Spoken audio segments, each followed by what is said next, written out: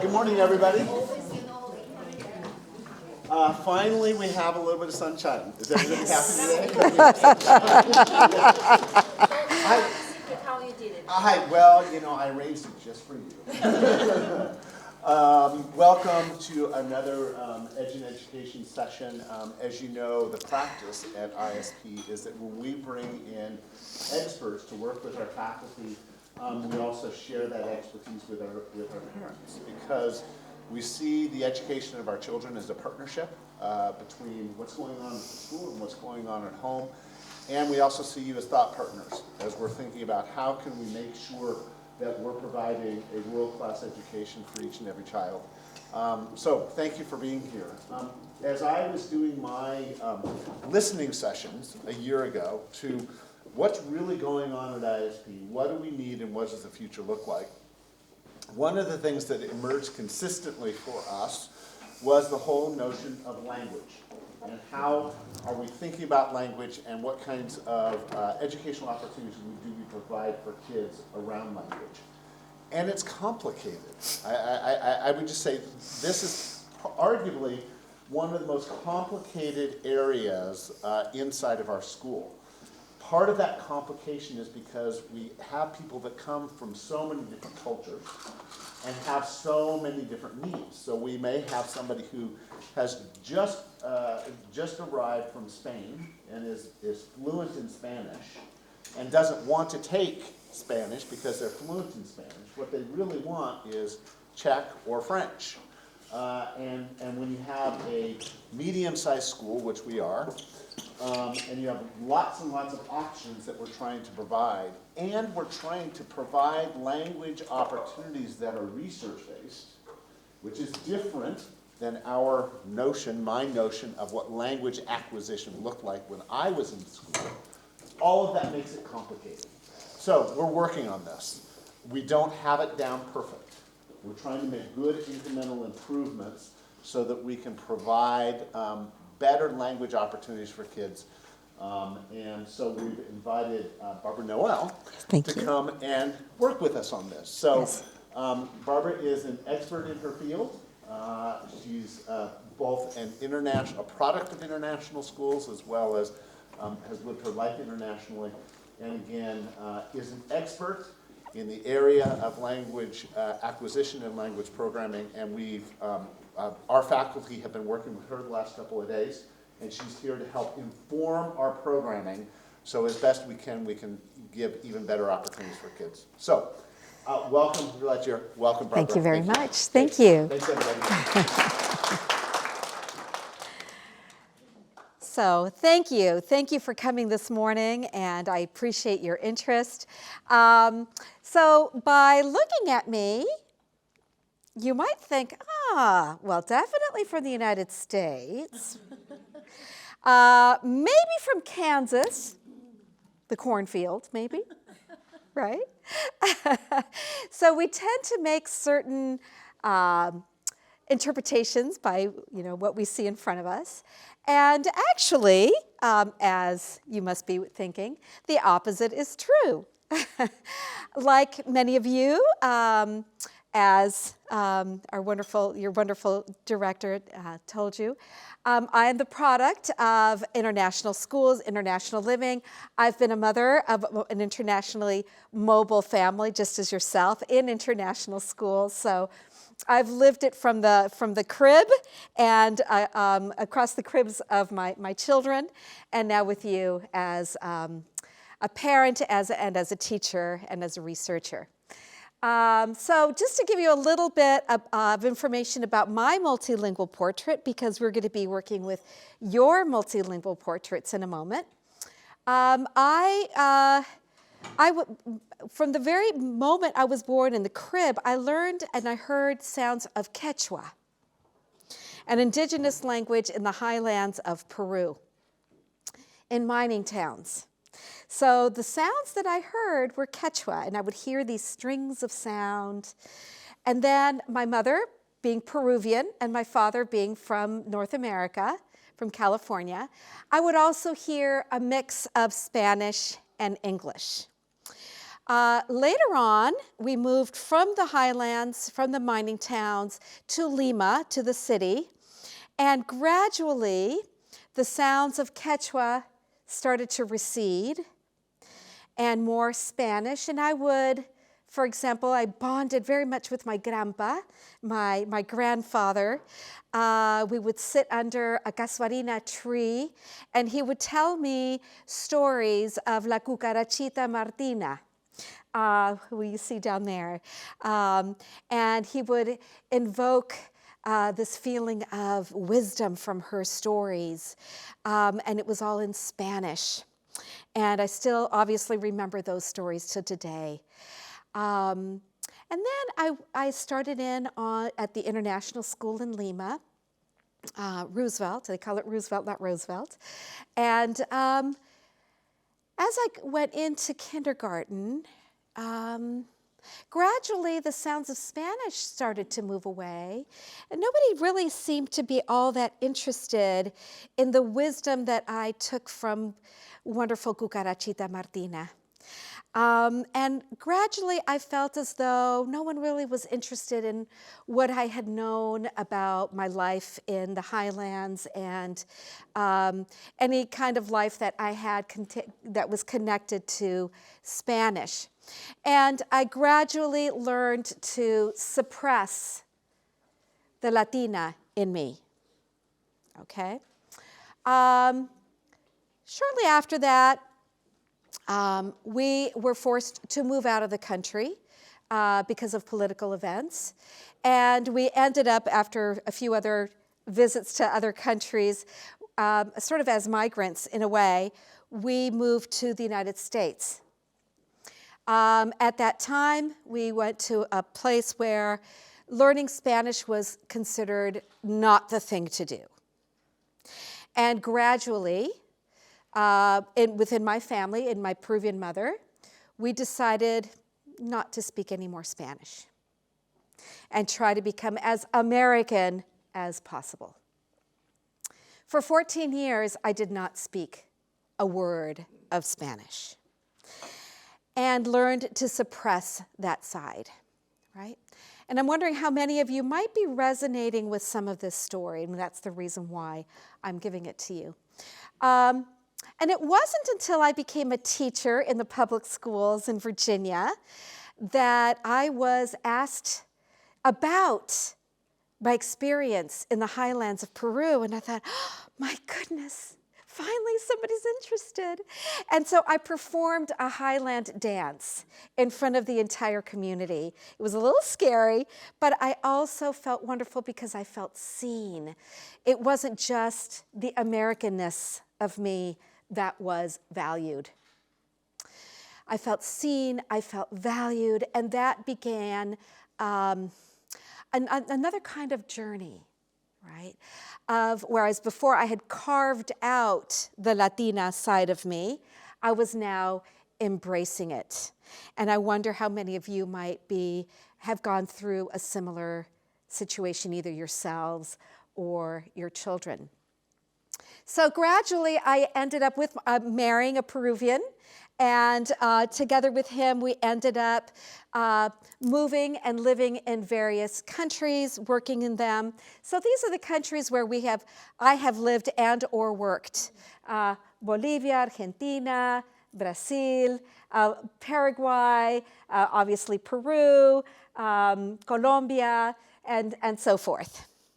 And luckily, our children have been able to celebrate this sort of hybrid, multifaceted experience, as many of you are doing as well. And so I'd like to share a little bit of my journey, but then I'd also like for you to have this space to consider your own journey and the journey of your family linguistically, okay? So I thank ISP for providing this space, which doesn't often happen at international schools. When I went in and I read the annual report of the school, I was able to see that you have, as a school, a very rich multilingual portrait. 891 students enrolled at the time of that publishing. 57 student nationalities. How rich and beautiful that is. And then to have testimonies from students and parents on your website talking about how well they feel welcomed and included in the school, which is not an easy thing to do. I have lived and worked and taught in several international schools, and I'll tell you that's not an easy thing to accomplish. Again, very complex. Well, as a matter of fact, as we know, across the world, English has become the center of gravity for many. It has become, in many respects, the lingua franca, right? According to the Pew Research, there are about 8 billion plus people on Earth, about 1.5 billion speaking English, but of that, only 5% are native English speakers. Are you surprised by that statistic? Probably not, because you're very multilingual yourselves. So, if only the native English speaker status or standard is respected, what does that do for the rest of us? Might we feel othered if only English is the visible language that is valued in a school? What does that do for the experience of our students? And so this is something that we're examining. How can we make sure that all of our multilingual students and the community, the families, can feel valued for all of the rich cultural and linguistic resources you bring to the community? So what we've started to do, well, first we've started to, in the research, we've started to look at, okay, the inner circle here in Katru's circles of world Englishes, those would be about the 5%. So if you're really looking at proportions, this would be a tiny dot, where English is the native language for most people in the country. And then you have other countries where it is considered the second official language of the country. And then you have other countries that English is looked at as a foreign language. So something that needs to be learned, but something definitely not appropriated into the cultural identity of the country. So in keeping with that idea, I came across this beautiful portrait drawn by a student in the International School in Utrecht who ended up thinking about her languages and which ones are closer, which ones she appropriates, and which ones are further away for her, but still part of her linguistic repertoire. And so this is what we're going to be considering, okay? How do the many languages that you speak, how do they feel in your body? How do they feel as part of your identity? And what does that have to do with the educational journey that you're on and your students are on? So, we're going to be looking at a Canadian cognitive psychologist and what he has to say about how our students in schools, they might be creating their self-identity according to the way language is treated at school. Do we feel, like I did when I was growing up, that I had to suppress at least half of my identity, right? I kind of felt like maybe I was half the value because I wasn't truly American and I had to suppress it. Or later on, I learned that my value was actually double because I was bilingual. And for those of you that are multilingual, that value actually is exponential. Later on, I learned other languages. I started learning. I'm not completely approximating even a native speaker status, but I've learned Guarani, which is an indigenous language of Paraguay. I learned Aymara, and I worked with an Aymara community in the highlands of Bolivia, did my doctoral research there. And then I've added on other languages, un petit peu de français, and a little bit of Mandarin as well, okay?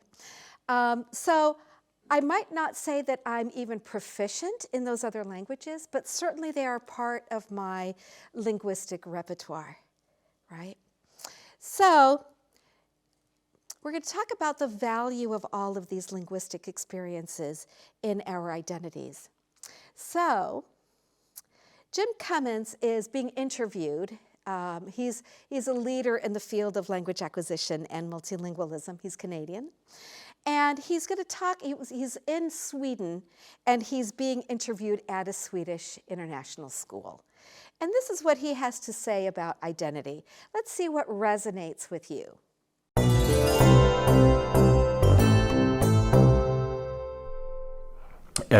When a student comes to school speaking a language other than the dominant school language, that's part of his or her identity. That's part of who they have been up to this point in time.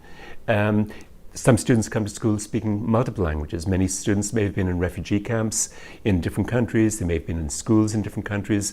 They've learned multiple languages. And when that kind of linguistic capital is not acknowledged within the school, it's shutting off a lot of their accomplishments as not being relevant.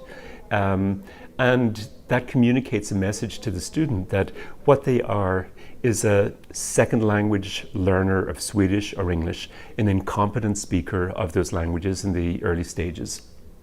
Somebody who can't understand the textbooks and at the grade level. And so that's a process of negotiating identities, that if the teacher is not aware of the importance of language for the way students feel about themselves, it can have a very negative effect on the extent to which students will be willing to engage academically. And so rather than seeing students as multilingual students who have a variety of linguistic accomplishments, who have maybe had a wide range of experiences, who have got to Sweden or got to Canada based on their extraordinary intelligence, their initiative, their ability to survive and their resilience. We see students sometimes only as somebody who needs help, somebody who is deficient in the language of instruction. And when we put students into that identity cocoon, we risk diminishing them in terms of who they are and who they can be. And we know also that those teacher expectations can get internalized by the students, and many of them will say, well, I'm not that bright, I'm not ever going to make it to high school, I'm not going to make it to college or university, why bother making the effort? I'll go out and try and become a mechanic or do something relatively low level in terms of professional qualifications within the society. And so when teachers understand more about the crucial role that language and language learning plays in students' sense of self and in their academic aspirations, then I think they can look at ways of communicating to students that their multilingualism or their knowledge of their home language is an important intellectual accomplishment. It's something that they should cherish, that they should continue to develop. It's important also to communicate this message to parents, because parents don't know this. And so when we look at the role of language, the role that language plays in identity, there's all kinds of implications for how we interact with students and how we organize the curriculum. And this is not just at the level of the individual teacher, it's at the level of the school. Does the school have a policy in relation to students' multilingualism? Is the implicit policy communicated to students that they should leave their languages, their cultures at the schoolhouse door, that they're not really relevant in the school environment? that's incredibly diminishing of communities and individual students. And schools that take a much more positive orientation to students' multilingualism, bring it into classroom, encourage students to carry out work in their home languages as well as in English or Swedish or whatever the school language might be. For example, through writing dual language books, tend to succeed much better because students are feeling acknowledged for their accomplishments. They adopt a much more positive attitude towards their home language. They're more curious about their parents' cultural background and their experiences. And students, these schools are vibrant places. And teachers are happier in these schools. How does this resonate with you? Does this kind of conversation rarely occurs in international schools. And I found that when I start to speak with students at international schools about their experience of suppressing one language or one culture in order to operate in the other, and they're constantly, in the United States we call this cultural border crossing. That symbol of border crossing has a lot of weight in the United States, as you might imagine. And so our students cross cultural and linguistic borders multiple times a day as they are wanting to fit into certain groups. They're attracted to others for different reasons. And so they're almost like chameleons, showing one color more than the other as they're moving between groups. So this is something that is particularly interesting at international schools. And in a way, international schools are laboratories where we can really examine this experience and value it as it should be in all of its richness. So, some questions that you might want to think about and have your children think about is, and it might already be present implicitly but not explicitly. These kinds of questions come to mind. Do we need to be native speakers to belong to a particular language community? Is where we were born our language community? What if we don't speak that language well? There's so many complexities involved in that, right? And how do our linguistic identities evolve based on our relationships and how we interact with others? Right? And there are 3 types of relationships to language that we're going to examine next. It could be we feel proud of the languages that we can speak with a high level of proficiency, or for example, for myself, Spanish is very affective because of the relationships that I had growing up. So it's more, my affiliation with Spanish is more affective, it's more emotional. And I inherited Spanish, so maybe that's part of my community, but maybe not. I haven't really sometimes been too involved in Spanish-speaking communities, and maybe when I'm in the United States, I'm more involved in more of the traditional American communities. So there's all these kinds of questions that play around in the complexities of our identities. So what I'm going to ask you to do is, there are these 3 figures that are language portraits, and they are in cards on your tables. And so what I'd like you to do is see if together in your tables you can match which of these belong to which of the affiliations here. Which of these might be, the descriptions are also listed on there. I think you can see that they are right here. Okay, so read them and decide which of these belong to connect with expertise, affiliation, or inheritance. So let's take about 3 or 4 minutes to figure this out.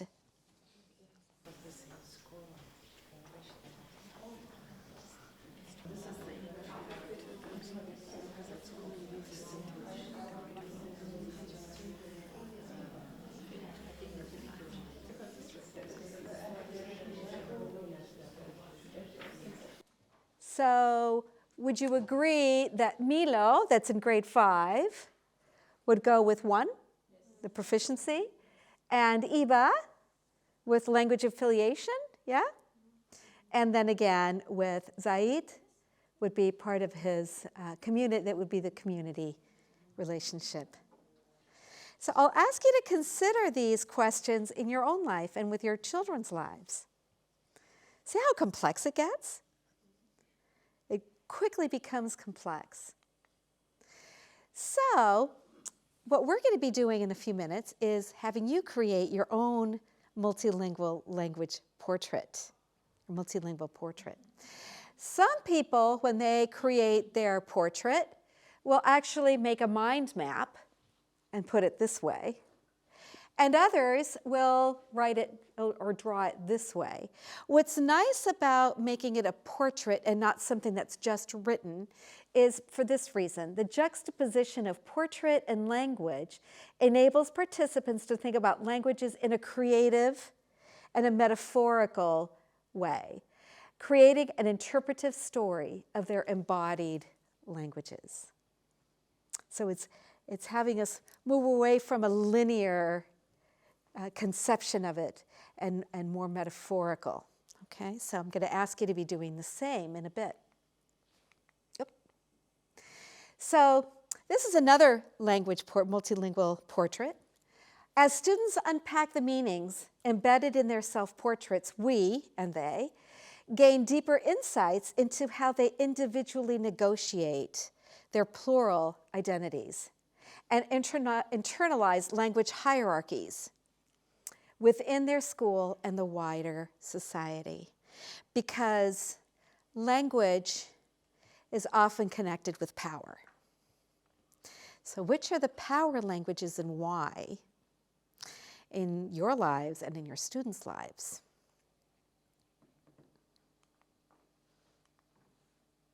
I'm going to read this for you. This came out of a research study on multilingual portraits. And so the interviewer says, well, why did you color your legs with Frisian? And that's another language in West Germany. So you can see that he colored his legs. You can see that he labeled them here, all the different languages that he speaks. And so he said, Frisian sank down to my toes. Well, why did that happen? Well, I forgot it a little bit, and I'm not good at it. Well, what does it mean when a language is in your feet? It means that I'm not that good at it, but I can understand it. If I was better at it, I would have drawn it on my belly or my arms. I can understand it, but this is about speaking, right? It's all up to you. Well, I can speak it just a little bit, like hi, but understanding is fine. So, and then he points to the chest area, and he says, so is this all Polish? Yes. Shall I tell you why? Yes, please. Polish is nailed to my head. What does that mean? Just that I'm really good at it. So there are different interpretations about proficiency, right? And how that is felt in the body. So I've given you some examples of multilingual portraits. And in a few minutes, I'm going to be having you create your own. So just different things to think about. And there are a few other cards that you can read for more examples if you wish. There is a card. I did this in Mexico City a few weeks ago, and one of the participants went home and then worked with his family to create multilingual portraits of each of the family members with them, and then interviewed his wife and his daughter on this. So, and he gave me permission to share this. So it's actually a beautiful rendition of multilingual portraits with his family. In a bit, you're going to either be able to use this silhouette, or if you'd rather create your own silhouette and not use that one, I also have some blank paper here for you as well. So you can be thinking about how you'd like to make it. One of the participants in Mexico City actually created a skateboard to represent her. And she said the wheels are in red because those are English. She's Brazilian.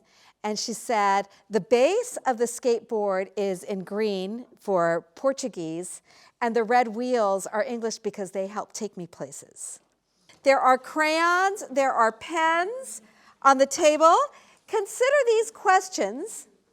Pick one color for each language to show how you feel, that part of you, who you are. You can write your name of the language and the color you choose. You can color your portrait.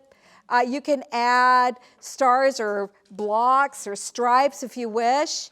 And consider, are there parts of your body that you feel are more connected with that language? And if so, place them there.